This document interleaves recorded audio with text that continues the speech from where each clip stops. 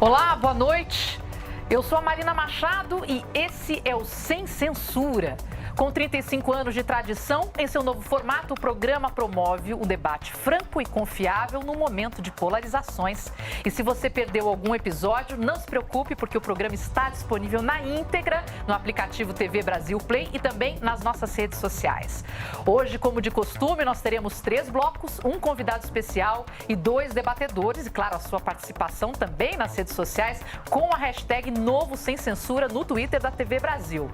No primeiro bloco, os debatedores vão entrevistar o convidado da noite. No segundo, mais perguntas e o quadro Debatendo. E no terceiro, nós vamos às considerações finais e ao debate pronto. Ficou curioso? Você não perde por esperar. No programa de hoje, contamos com a presença da jornalista Luciana Amaral, do portal de notícias UOL, e Leonardo Cavalcante, editor-chefe do SBT News. Queria agradecer por vocês terem aceitado o convite e estarem aqui com a gente. Hoje entrevistaremos o ministro da Ciência, Tecnologia e Inovações, Marcos Pontes.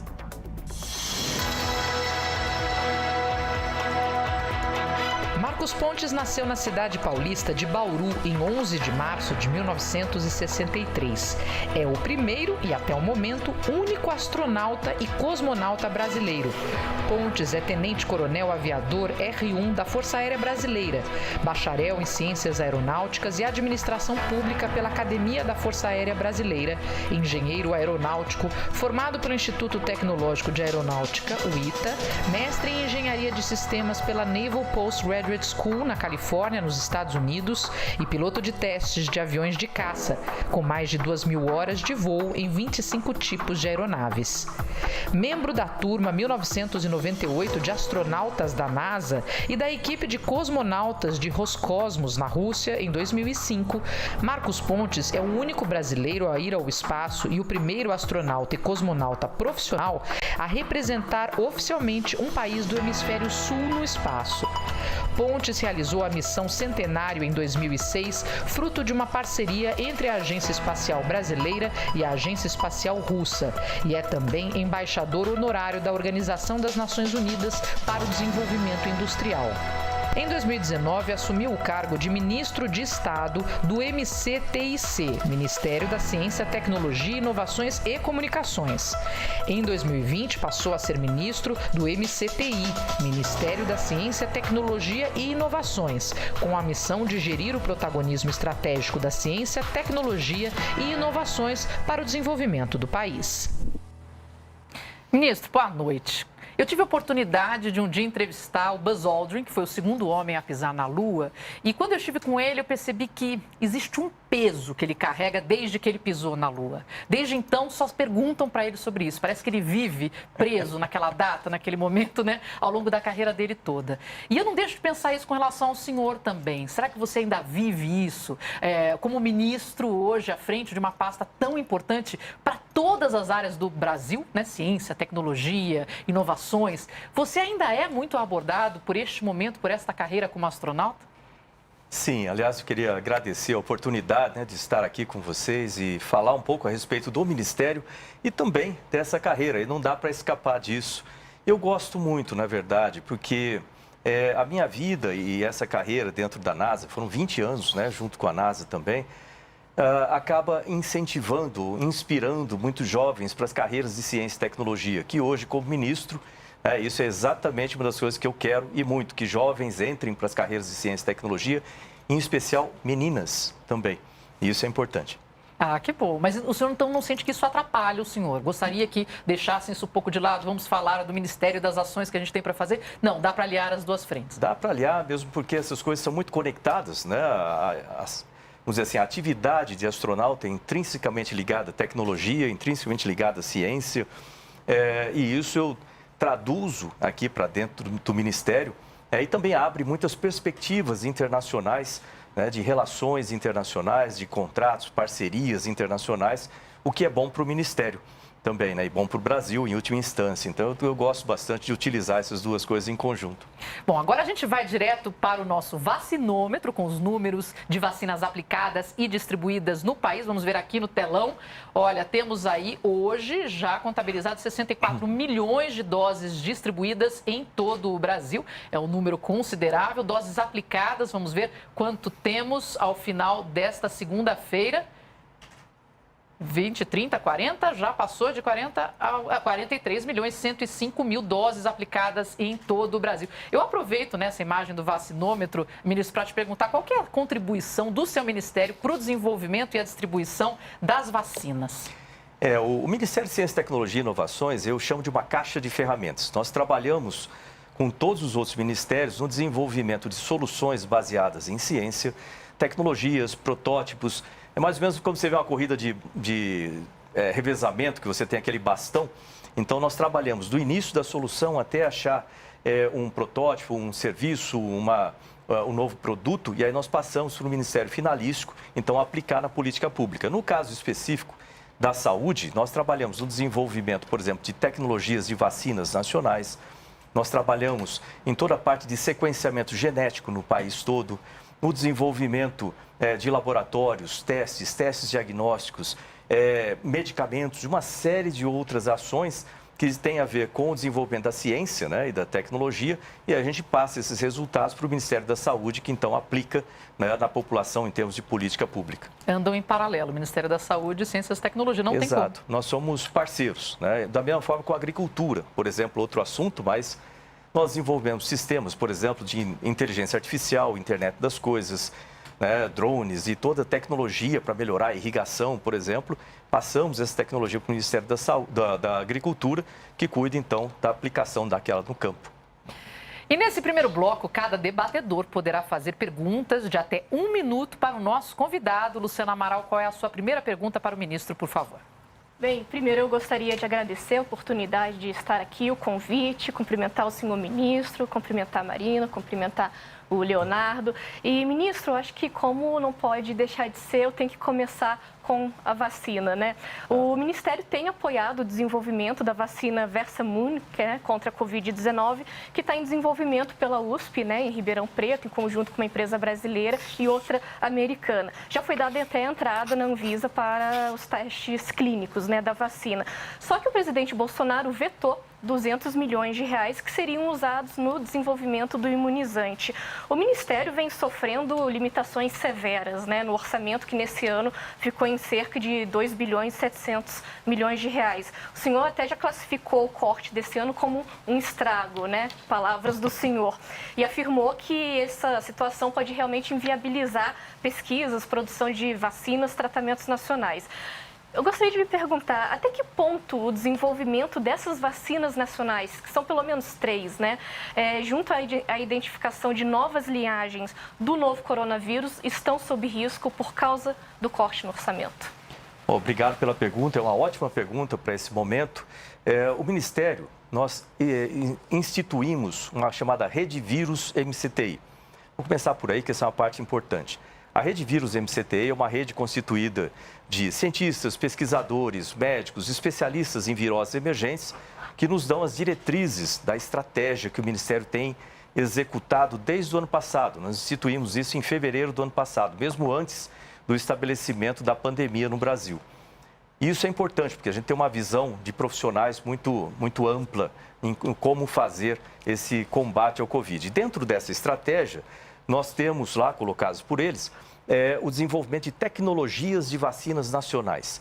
O que significa isso? O desenvolvimento de uma vacina, você pode pensar em 3 fases. Uma é o desenvolvimento da tecnologia, o outro é, a partir daquela tecnologia, a fabricação de insumos farmacêuticos, né, ativos, e o terceiro é a transformação desses insumos farmacêuticos na produção de milhões de vacinas que depois são aplicadas. Então, são essas 3 fases. O Brasil ele é muito bom na produção em escala, a partir de insumo, né, preparado para distribuição. Nós sempre fizemos isso muito bem. E isso, geralmente, a gente faz com vacinas internacionais, como a Coronavac, né, que vem o insumo pronto, você invasa e entrega. Né? A produção do insumo, seria no caso de vacina licenciada. Então, nós temos a tecnologia internacional, que nós temos a licença de produzir o insumo aqui, e aí nós fabricamos o insumo, depois produzimos em quantidade e entrega. Então, isso aí é o caso da Butanvac, por exemplo, né, que é uma vacina de licença de produção, vamos dizer, tecnologia americana, para se fazer aqui o insumo. Tem vantagens e desvantagens. E no nosso caso, a ideia, né, e nós temos desenvolvido isso, é tecnologia nacional, que é o caso da Versamune MCTI. Nós investimos em 15 tipos de tecnologias. Por quê? Para desenvolver essas tecnologias no Brasil, para preparar o Brasil não só para o enfrentamento do Covid, mas de outras pandemias que vierem para frente, inclusive a fabricação de vacinas para chikungunya, dengue, doenças negligenciadas. Então, com isso, nós investimos em 15 protocolos de vacinas. 3 delas já estão bem avançadas, uma já entrou na Anvisa, né? Eu ia fazer o anúncio justamente no dia seguinte da Anvisa, foi quando anunciaram em São Paulo também a Butanvac, não tem problema nenhum, quanto mais vacina, melhor no país. Para fazer agora a fase de testes com pacientes. Então, esse teste é dividido em 3 fases. Primeiro, fase 1 e 2 é para checar a segurança da vacina, com 360 pacientes, fase 3, com 25 mil pacientes para checar vamos dizer assim, a eficiência da vacina. A fase 1 e 2 custa 30 milhões. Já estão garantidos para a primeira vacina que entrou na Anvisa. Essa é justamente um dos critérios, passar na Anvisa. Então, a primeira, nós já temos os 30 milhões, agora vem a luta para conseguir os 310 milhões, que é para a fase 3, com 25 mil pacientes. Nós temos discutido com o Ministério da Economia, né? Isso depende do Ministério da Economia, então está na mão da economia agora para que nós consigamos, né, esse restante do recurso para fazer com uma vacina. E também nós estamos já providenciando o orçamento para as outras 2 em fase 1 e 2. Então, a conversa agora está mais junto com a economia, né, a decisão lá deles para liberar isso, que é muito importante para o país. Leonardo Cavalcante, qual é a sua pergunta para o Marcos Pontes? Boa noite, ministro. Boa noite, Marina. Boa noite, Luciana. Ministro, eu queria saber o seguinte, justamente insistindo nessa questão do orçamento. Quando o senhor fala de estrago em relação a não ter as verbas necessárias, o senhor está falando de vacinas, o senhor está falando desse montante que o senhor acabou de citar, mas o senhor também está falando do quê? O senhor está falando de que projetos, de que áreas a gente pode estar diante de um estrago caso o Ministério da Economia não concorde com os pleitos do senhor? Veja bem, o orçamento do Ministério, ele é composto de uma parte que é a parte obrigatória, vamos dizer assim, e tem uma parte que é o discricionário, é onde você coloca, né, na aplicação de projetos no Ministério para o custeio de todas as unidades do Ministério. Nós temos 27 unidades vinculadas ao Ministério, fora o Ministério em si. O orçamento aprovado para esse ano tem uma redução, né? Então, em torno de 2,6, na verdade, 2.622 milhões. Esse é o orçamento que está lá aprovado. Com esse orçamento, eu tenho 1 bilhão e 50 milhões aproximadamente no CNPq. E lembre que bolsas do CNPq são extremamente importantes para manter a pesquisa básica no país, são importantes para irrigar essa pesquisa e, a partir do nome pesquisa básica, ela sustenta todo o restante de como transformar, transbordar isso em novos produtos e etc. Então, essas bolsas, eu falo desde o começo lá da importância dessas bolsas. Tanto que, em 2019, nós tivemos um sistema dramático, não sei se você lembra, né? A gente tinha um déficit de 330 milhões do orçamento de 2018, aprovado em 2018. Então, vamos dizer assim, eu apostei em não cortar nenhuma bolsa e a gente conseguiu fazer isso com a ajuda da economia e pagamos todas as bolsas até o final sem nenhum atraso. 2020, nós já tínhamos esse orçamento garantido, então não foi problema em 2020. 2021, a gente tem alguns problemas a serem cuidados, principalmente no fomento do CNPq. Aí vem o restante. Você faz as contas aí, já ficou 1.600, certo? Aproximadamente. Esse 1.600... nós temos aproximadamente 500 milhões que são do FNDCT. A gente não mexe, então, já passou a ser 1.100.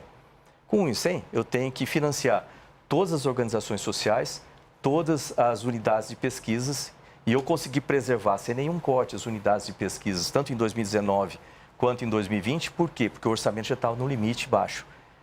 E agora a gente vai ter que colocar cortes, porque o corte afeta. É aí que vem o estrago que eu falo. não é um estrago, maneira de estar reclamando. Eu tenho que falar das necessidades da ciência. Eu sou ministro de Ciência e Tecnologia.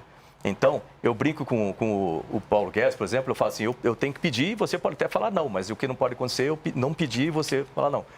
Então, as pesquisas, elas não são algo que você consegue ligar e desligar, foi isso que eu falei ali.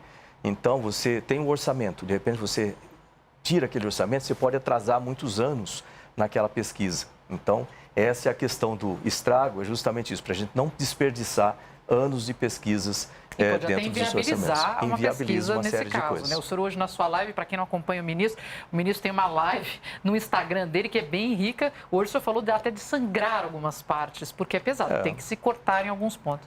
Nós temos reduzido bastante na parte de administração. Então, toda a parte administrativa a gente tem enxugado ao máximo, isso é uma eficiência dos processos, etc. Isso é normal. Mas demora um certo tempo para você colocar, inclusive, sistemas de financiamento privado para projetos das unidades de pesquisas ou para dentro das secretarias. Isso demora um certo tempo até implementar essas ferramentas, né? Não é de uma hora para outra. Agora eu vou trazer uma pergunta dos nossos internautas. Vamos ver a interatividade aqui no telão. Quem mandou? Sérgio César. Olha, ministro, seria possível criar uma lei Rouanet para maiores investimentos em pesquisa, ciência, etc.? Sim, esse é um desses, é interessante, que parece que eu estava lendo a ideia aqui, né? Nós temos uma secretaria voltada para isso, que é a Cefip, é uma secretaria que trata de financiamentos, né? De estruturas financeiras e projetos. Então, por que essas coisas estão juntas? Eu criei essa secretaria porque nós observamos que dentro das próprias unidades de pesquisa, ou mesmo dentro do Ministério, não havia uma cultura de projeto, da formalização de projetos, de forma que eles se tornassem atrativos para o investimento externo. Compara com a Coreia, por exemplo, né, 22% do investimento em ciência e tecnologia, a Coreia investe mais de 5% do PIB em ciência e tecnologia, o que é uma característica dos países desenvolvidos, né, porque isso é necessário para esse desenvolvimento. 22% vem do investimento público e 78% do investimento privado. Mas para ter atração do investimento privado, você precisa ter projetos que são atrativos e bem estruturados. Por isso, nós colocamos toda uma rede de escritórios de projetos nos diversos institutos de pesquisa e, além disso, nós criamos uma série de ferramentas como debêntures incentivadas, como blended funding, como fundos de endowment, tem uma série de possibilidades agora de participação, né, do público ou de empresas, né, para financiamento de tecnologias específicas para cada um dos fins, né, que interesse. E obrigada ao Sérgio César pela participação. Mande também a sua pergunta, use a hashtag Novo Sem Censura no Twitter, @TV Brasil. Luciana, sua segunda pergunta, por favor. Ministro, essa semana, a CPI da Covid no Senado, né, vai tomar as atenções de todo mundo, é o assunto do momento, né? Vão ouvir os ex-ministros da Saúde, do presidente Bolsonaro, o atual ministro, o presidente da Anvisa. O UOL revelou uma lista que o próprio governo elaborou e pediu aos ministérios que o ajudassem, né, na defesa da CPI, que concernem a 23 pontos que o próprio governo considera como acusações que vem sofrendo constantemente ao longo da pandemia. Eu olhei a tabela, os itens enviados ao Ministério do Senhor se referem, por exemplo, à suposta negligência sobre o processo de vacinas, as dúvidas postas quanto à eficácia da Coronavac, hoje no PNI, e a falta de uma articulação nacional maior. Ao longo dos últimos meses, a gente viu integrantes do governo, né, especialmente o próprio presidente Jair Bolsonaro, defendendo o uso de cloroquina, da hidroxicloroquina, mesmo sem a eficácia comprovada ainda para o tratamento da doença especificamente. Essa persistência, o desestímulo ao isolamento social, ao uso de máscara quando ele sai, né, nas aglomerações, por exemplo, são reclamações de sociedades científicas, de grupos de cientistas. Como cientista, o senhor sendo cientista, como o senhor se posiciona dentro do governo em relação a essa postura e qual a sua avaliação política sobre o governo Bolsonaro na pandemia? Essa lista, né, que foi estabelecida, nós respondemos com as ações que nós temos no Ministério, não especificamente cada um dos itens, mesmo porque alguns deles não tinham uma ligação direta conosco, mas é importante ressaltar as ações do Ministério ao longo né? Desde o início, como eu falei, da Rede Vírus, que antes de estabelecer a pandemia no Brasil, nós já tínhamos um grupo de cientistas trabalhando na estratégia do país e agora se tornou um grupo permanente, né? Que não é só agora para a pandemia, eles vão ficar como um grupo permanente do Ministério. E isso que foi passado, todas essas atividades e ações do Ministério. O que é bastante importante para ser mostrado também, porque geralmente nós não vemos muito dessas notícias boas, vamos dizer assim, sendo mostradas. E geralmente a imprensa tem mostrado bastante polêmicas com relação a isso. E isso inclui, inclusive, essas questões de remédio e etc. Nós não participamos disso. Lembra que eu trabalho no Ministério Técnico, né? A gente trabalha com fatos e a gente, então, cria, né, ciência baseado em fatos. E a gente trabalha com isso desde o ano passado, no desenvolvimento de testes diagnósticos, testes de medicamentos, né, novos medicamentos, vacinas e etc.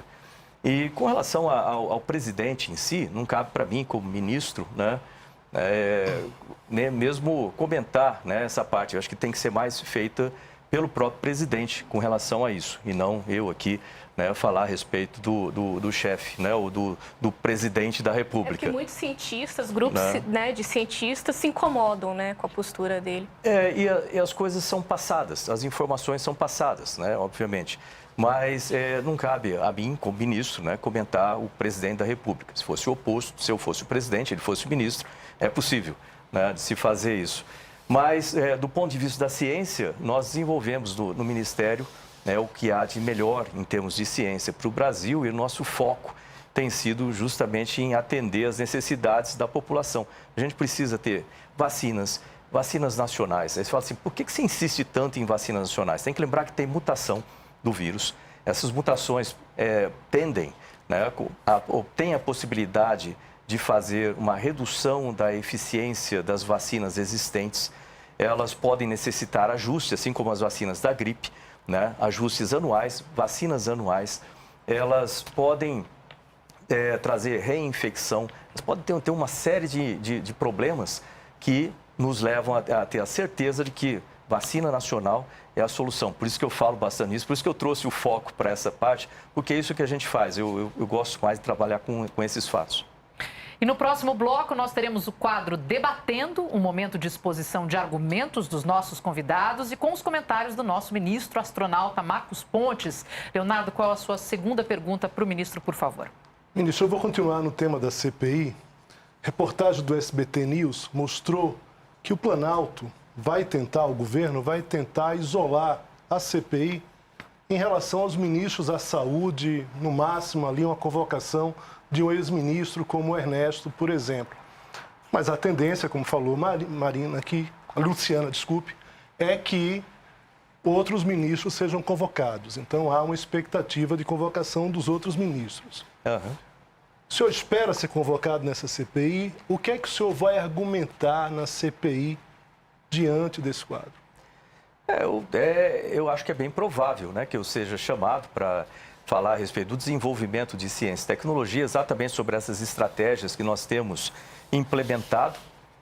Eu acho natural e nós temos uma série de atividades para mostrar, atividades importantes, né, para mostrar sobre isso, e acho que complementa. Eu não posso, por exemplo, eu não vou interferir, que sai do meu escopo, né, tratar de políticas de saúde, que isso é do Ministério da Saúde. Mas eu posso falar, sem dúvida nenhuma, né, no desenvolvimento dessas pesquisas todas que trabalham desde prevenção, como vacina, teste com vacinas BCG para profissionais de saúde, desenvolvimento de máscaras e uma série de desenvolvimentos que nós tivemos lá, passando por testes diagnósticos, né? Lembrar que no começo da pandemia a gente não conseguia importar reagentes de testes diagnósticos, né? Tanto sorológicos quanto moleculares, então nós desenvolvemos no Brasil. Isso se mostrou, lembra que isso aí não foi ideia minha, isso aí é ideia de um grupo de cientistas que foi excelente, porque isso aí, hoje em dia a gente vê com essas mutações, os nossos testes conseguem acompanhar qualquer mutação, que é extremamente importante. Desenvolvimento, por exemplo, de remédios, né? No Brasil, nós temos um remédio sendo desenvolvido, né? E deve entrar em teste clínico muito em breve, específico para o Covid. Nós temos soro de cavalo, desenvolvido com o Instituto Vital Brasil, que também é interessante, é a parte toda de geração de anticorpos, né? O cavalo é ótimo produtor disso, e uma série de outras atividades que é importante mostrar isso aí, inclusive para dar uma certa publicidade para esse tipo de coisa que muitas vezes os brasileiros não sabem e é importante ter. Nós vamos para um rápido intervalo e voltamos para o nosso debate. Depois ainda teremos comentários, mais perguntas, discussão de alto nível e, claro, a sua participação através da hashtag Novo Sem Censura e uma conversa franca e direta com o nosso convidado. Fique com a gente.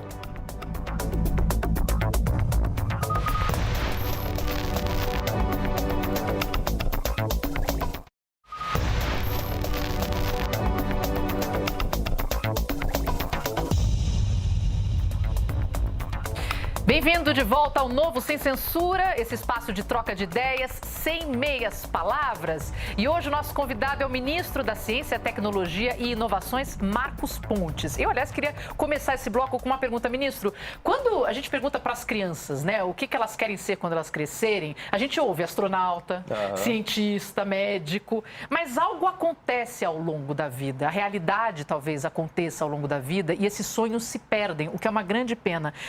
Eu queria saber o que o senhor acredita que podemos fazer para manter a paixão pela ciência, para termos mais cientistas, mais pesquisadores, mais crianças acreditando, como o senhor, que veio de uma situação financeira não favorável, né? E alcançar os seus sonhos que, quando crianças, são tão altos.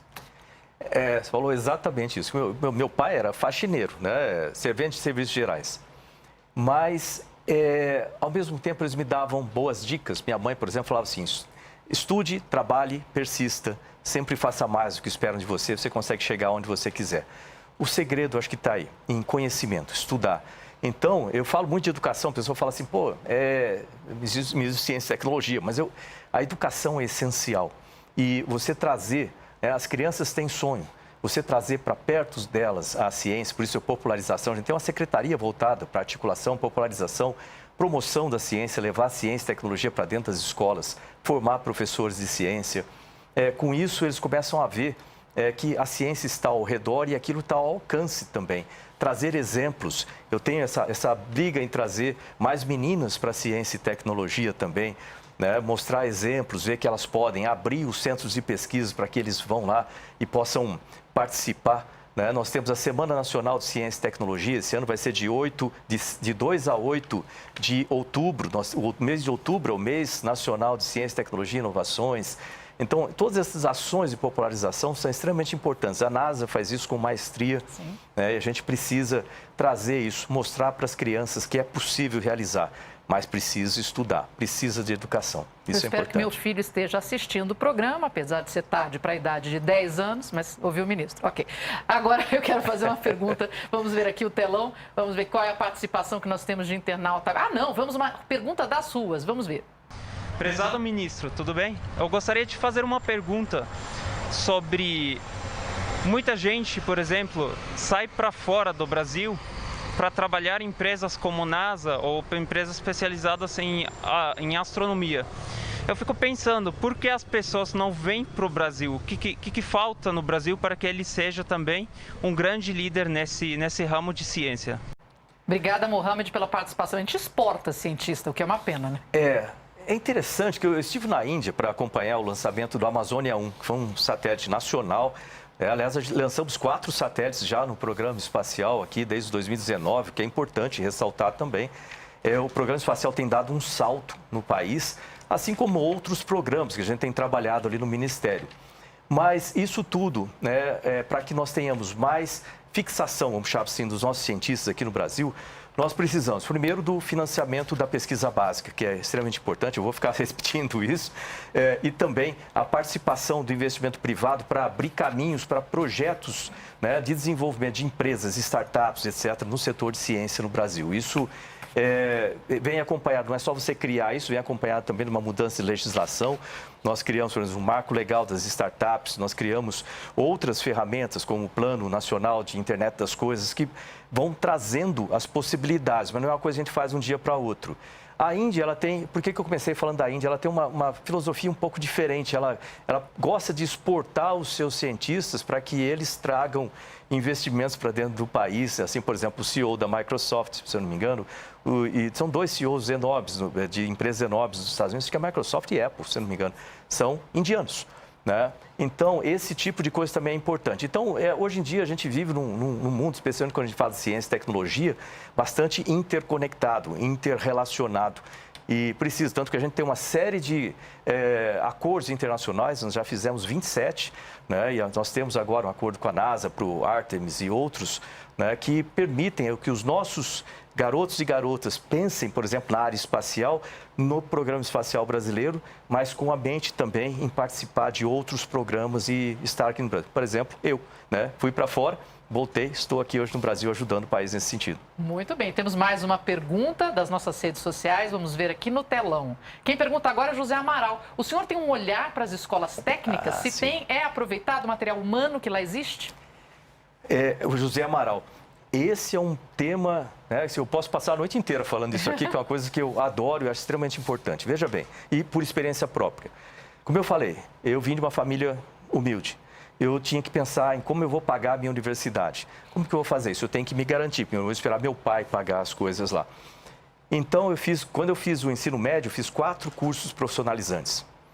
Por quê? Eu teria certeza de que eu indo para qualquer lugar eu tinha emprego. Eu ia conseguir me virar.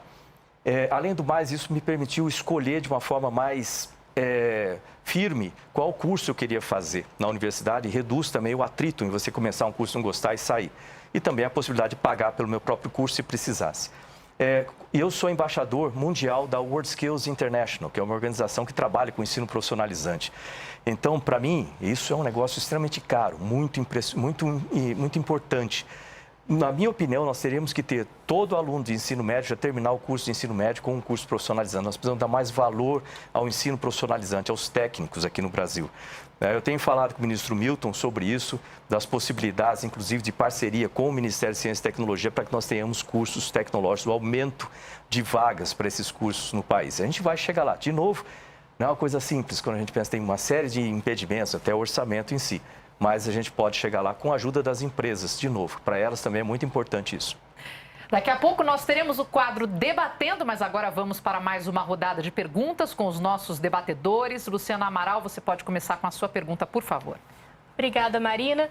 Ministro, até antes de eu realmente perguntar o próximo questionamento, eu só queria saber em relação ao spray nasal da comitiva do governo a Israel. Eu pergunto isso porque o requerimento de convocação na CPI da Covid, que ainda não foi aprovado, pode ser ainda aprovado essa semana para o senhor falar aos senadores, é justamente sobre isso. Essa é a justificativa para o requerimento. No que deu o spray nasal? Esse é um desenvolvimento, né, que foi chamado a atenção. Até eu estava fora do país quando eu ouvi sobre isso. Eu vi primeiro pela notícia que o Brasil enviaria uma comitiva para lá, para analisar essa parte. Como tem a ver com ciência e tecnologia, né, eu solicitei que incluísse alguém do Ministério de Ciência e Tecnologia para que fosse junto, e participasse para fazer análise. Então, nós enviamos o nosso secretário de pesquisa, que ele é um cientista, médico, né, especialista, inclusive na parte pulmonar, ele trabalha com nanotecnologia também. Ele é membro de 3 academias, né? Academia Brasileira de Ciências, Academia Nacional de Farmácia, Academia Nacional de Medicina, ou seja, é uma sumidade. E eu falei, vai lá, analisa como é que está isso aqui, né? De forma que a gente tenha a informação completa, que tipo de testes, lembrando que eu sou do Ministério de Ciência, Tecnologia e Inovações, que tipo de teste que precisa ser feito para verificar se isso é fato ou não é, né? Então, ele foi para lá, trouxe as informações e durante essa viagem ele também teve outros encontros que ele aproveitou para ter com outras organizações. A gente está, inclusive, assinando um desses contratos de parceria, não especificamente com relação a esse spray, né? É mais um remédio ser testado.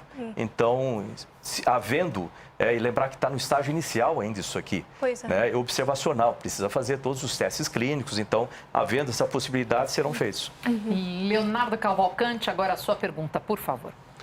Ministro, eu queria saber o que o senhor acha dessas disputas políticas em relação a vacinas, a tecnologia, a remédios. Há uma falta muito clara, tanto do governo federal quanto do governo estaduais, em relação a essa questão. No próprio dia que os senhores anunciaram, fizeram um evento para anunciar a vacina brasileira, tinha também, naquele momento, um pouquinho depois, mas já convocado, um anúncio do governo de São Paulo. população fica um tanto perdida em relação a essas disputas, o que gera uma desconfiança também muito grande em relação aos próprios atos, aos próprios movimentos.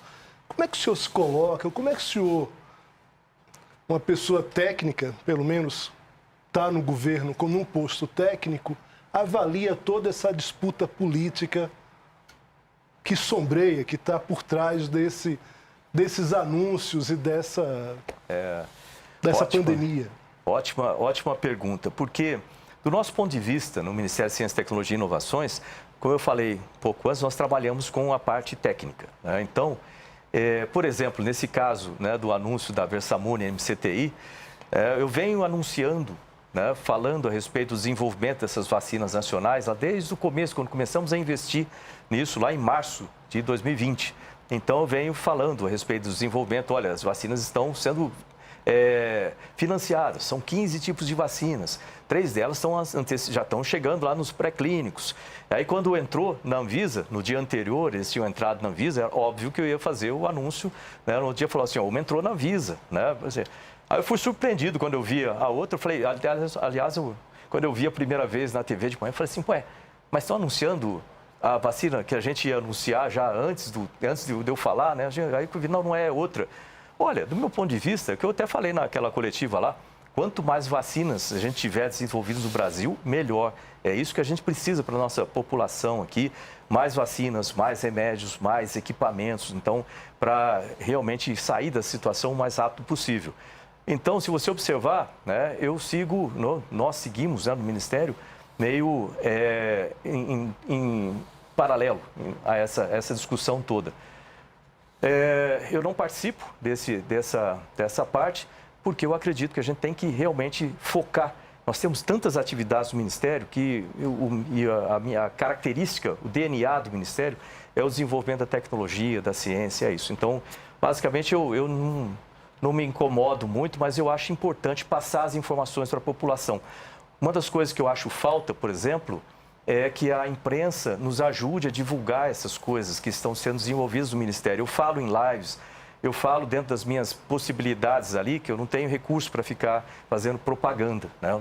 nem tempo para fazer isso. Então, a gente fala nas lives, então eu espero que essas coisas que são feitas, essas atividades, essas descobertas pelos cientistas brasileiros, que, diga-se de passagem, são ótimos cientistas. Eu tenho muito orgulho dos cientistas brasileiros, tanto eu sempre coloco, confie na ciência brasileira, né? Tem que ser mais mostrado e eu preciso de ajuda para isso. Chegou a hora de debate. Cada debatedor terá um tempo de até 2 minutos para expor o seu pensamento. O nosso convidado comenta as exposições em 2 minutos também. E, na sequência, cada um terá direito a uma réplica de até 1 minuto. Depois, o nosso convidado terá também 2 minutos para fazer os seus comentários.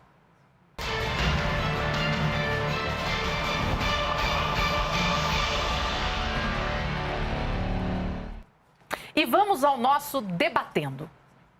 Luciana, por favor, a sua exposição de até 2 minutos. Bem, eu gostaria de falar sobre o orçamento do Ministério, né? Eu acho que não tem jeito da gente correr disso porque está longe do ideal, o senhor mesmo já falou, e sobre as consequências dessas restrições. O desenvolvimento de vacinas nacionais pode ficar comprometido, mas a gente sabe que não é só isso, né? Podem ser prejudicadas a concessão de bolsas de estudo, orçamento para centros de pesquisa, o projeto do reator nuclear multipropósito, né? Que impacta a agricultura, defesa, saúde, energia, projetos relacionados a satélites e especialmente se os recursos, né, do Fundo Nacional de Desenvolvimento Científico e Tecnológico, cerca de 7 bilhões de reais, se eles não puderem ser aproveitados como desejado pelo Ministério. A gente ouve de entidades representativas um temor de desmonte na ciência, com falta de recursos e muitas vezes falta de estímulo para uma pessoa ser cientista, o que a gente até já tratou aqui. O CNPq, que é a principal agência de fomento à pesquisa do governo federal, vem sofrendo dificuldades orçamentárias e o governo pode não ter como pagar integralmente todas as bolsas desse ano. Só a título de exposição, realmente, lembrando que um bolsista de doutorado do CNPq recebe, em geral, cerca de R$ 2.200 por mês, sem receber auxílio transporte, alimentação, 13º, não tem plano de saúde. Mestrado é menos ainda, né? Como a maioria dos bolsistas são obrigados a ter dedicação exclusiva, ou seja, não tem outra fonte de renda, esse dinheiro é apenas para a sobrevivência mesmo deles, né? E os pesquisadores reclamam também da falta de reajuste. A inflação só vai comendo o valor da bolsa. A sensação deles é que os pesquisadores, os bolsistas, não são valorizados como eles deveriam ser. Ainda tem a escassez de empregos, né? Muitos acabam saindo realmente do país, como o José Amaral falou agora há pouco, para poder continuar sua pesquisa, ter uma qualidade de vida melhor. E é a chamada fuga de cérebros, né? Então, eu gostaria de saber um pouco mais do ministro, como é que ele avalia essa situação, se não adianta o Brasil ter tecnologia, se não tem gente trabalhando nela. Leonardo, agora é a sua vez, por favor. Ministro, meu ponto é desconfiança. Vou voltar nesse ponto que eu acho que é importante. O senhor, quando fala na questão orçamentária, o senhor fala de estragos. E acho que para a população brasileira tem uma dificuldade muito grande. A gente tem uma desconfiança em relação à ciência, população brasileira de uma forma geral. E nesse caso das vacinas, nesse caso da pandemia, isso de certa forma se acentua. Mas a gente pode ir para as outras áreas, por exemplo. Mas para falar de vacina agora não é uma coisa só neste momento. Se a gente for voltar lá na H1N1, por exemplo, acabou ficando um estoque grande de vacinas ainda naquele momento por conta da desconfiança do brasileiro, da população em relação às próprias vacinas. Uma coisa que é importante também considerar é a própria base de Alcântara aqui, que os senhores fizeram um evento agora das empresas que vão disputar, enfim.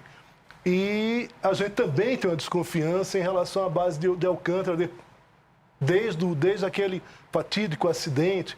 Queria saber como é que o senhor, como principal posto, como ministro da Ciência e Tecnologia, trabalha em relação a essa desconfiança da população. O senhor falou da imprensa, que a imprensa tem um papel importante nisso, mas, ao mesmo tempo, tem uma dificuldade. Os políticos também acabam dificultando isso, seja por uma questão orçamentária, seja por uma questão também de colocar dúvidas sobre determinadas vacinas.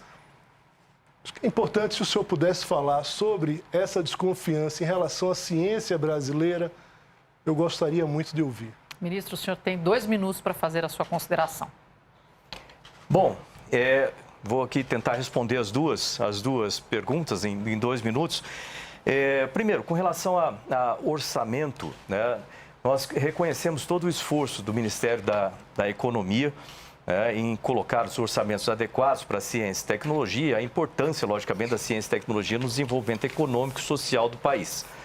Isso é o que tem sido feito em todos os países que hoje são desenvolvidos e nós temos uma série de discussões com a economia para que isso seja feito. As bolsas, nós temos cerca de 80 mil bolsas do CNPq. Lembrando que tem a CAPES, que é outra instituição, e o CNPq. Nós, em 2019, 2020, não atrasamos nenhuma bolsa e não cortamos nenhuma bolsa. Isso é importante ressaltar. E eu vivo falando da importância das bolsas, da importância da irrigação da pesquisa através do CNPq. E nós temos, ao longo de décadas, construído no Brasil toda uma estrutura para suportar essa pesquisa básica. Seria ideal que a gente tivesse mais orçamentos, sem dúvida nenhuma. Mas o Brasil construiu um sistema muito bom que muitas vezes não é acompanhado em outros países. E agora a gente precisa manter e ampliar esse sistema, né? Com relação à desconfiança, eu poderia passar, para ver um exemplo, né, simples, eu poderia passar horas aqui falando dos projetos do Ministério. Nós temos, apesar das dificuldades de orçamento, apesar das dificuldades de pessoal, que é um outro problema a ser tratado, nós temos uma série de desenvolvimentos em todos os setores. O Ministério é responsável por informática, responsável e automação, é responsável pela política espacial, política nuclear, né, toda a política de ciência e tecnologia, nós temos inúmeros projetos andando, inclusive Alcântara é um deles, né, que nós temos aí coisas que nunca aconteceram, em 36 anos nós estamos fazendo agora para Alcântara. Então, o programa espacial está decolando, apesar, de novo, das dificuldades. O que a gente precisa é mais divulgação, né? Por exemplo, nós estamos tratando aqui de problemas, sem dúvida eles existem e precisam ser tratados, mas eu também poderia falar de muitas soluções que a gente tem trazido, né, no Ministério, e o que a gente precisa é mais divulgação dessas soluções. Luciana, agora você tem mais 1 minuto para a sua réplica.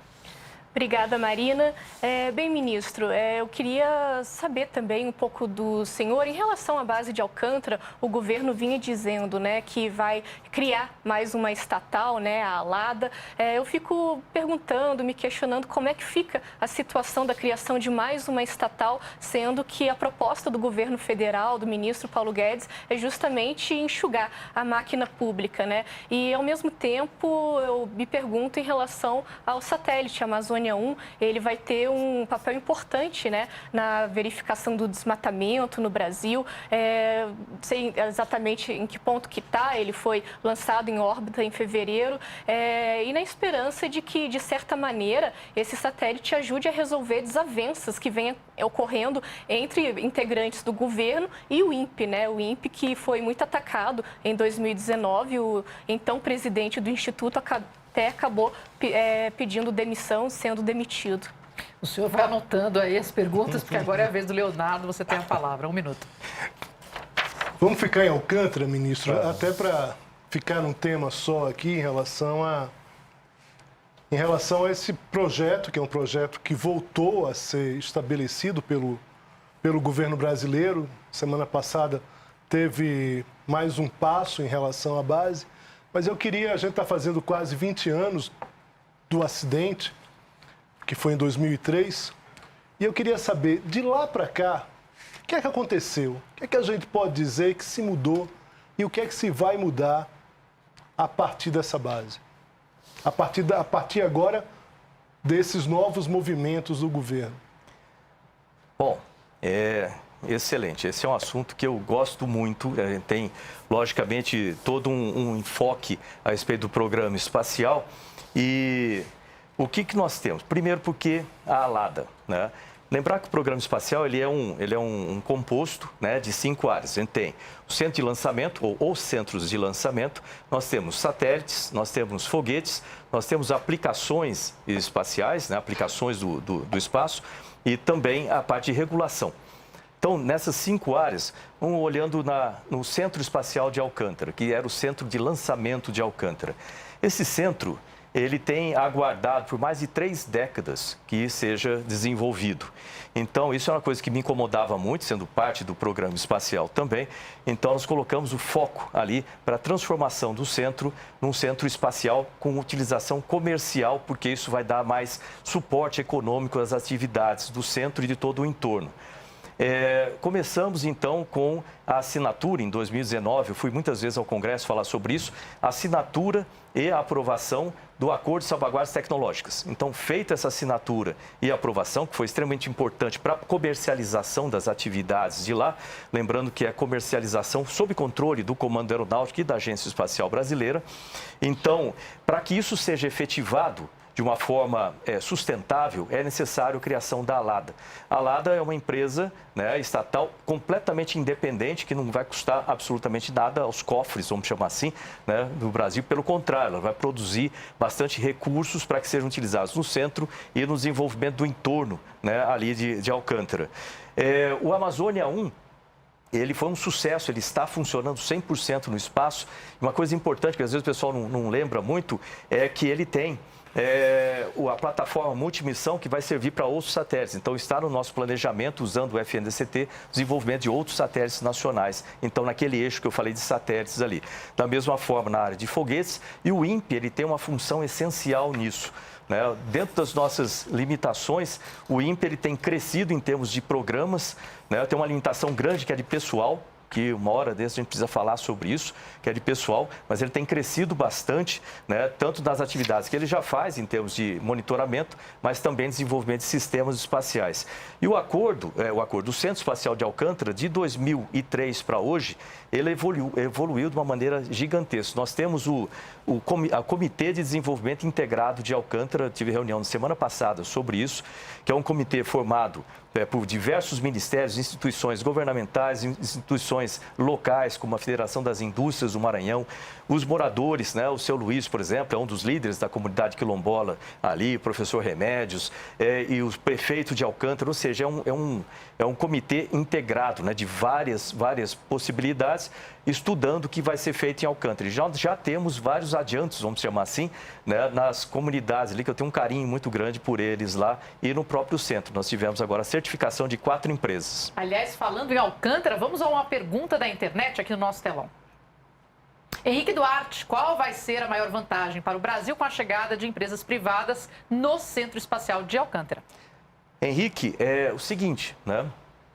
Justamente, isso é um dos pontos que eu estava falando, né? 4 empresas foram certificadas para agora poderem fazer o contrato, né, com o Comando da Aeronáutica, que é, vamos dizer assim, é quem detém, né, a posse, né, a titulação ali do centro como um todo. A Agência Espacial, né, como agência, ela ajuda na certificação, na fiscalização, regulação e etc.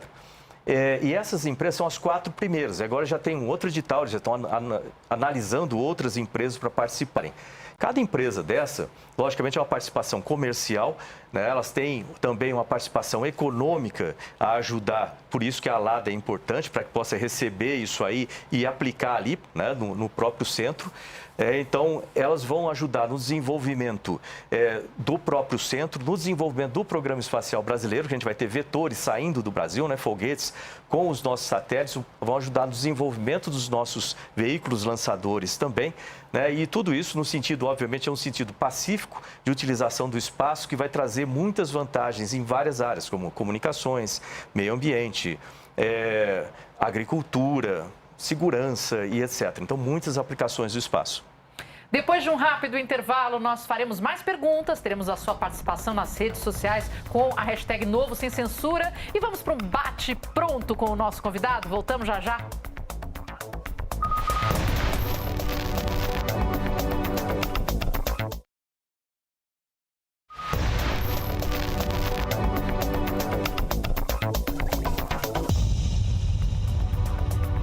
Estamos de volta com o Novo Sem Censura e no começo deste último bloco eu quero chamar a atenção para um pedido do Ministério. Olha só, temos a última semana para quem quer se inscrever na segunda caça asteroide do NCTI e a primeira Olimpíada Brasileira de Satélites NCTI. Então você que está interessado nisso, saiba que é a última semana de inscrição.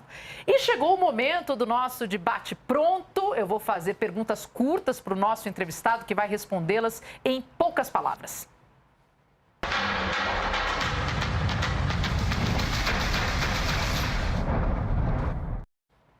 Pronto, ministro? Pronto. Ciência é? Conhecimento. Qual o seu maior acerto na frente do Ministério? É a estrutura do Ministério, né, de forma que nós possamos aí intensificar os ganhos, vamos dizer assim, as entregas para a população brasileira. E o maior erro? Eu acho que até agora foi, às vezes, demorar muito tempo para implementar modificações, algumas modificações que se provaram importantes no futuro. Quem você gostaria de mandar para o espaço? Eu. Pô, eu aceitava. Qual é o legado que o senhor gostaria de deixar?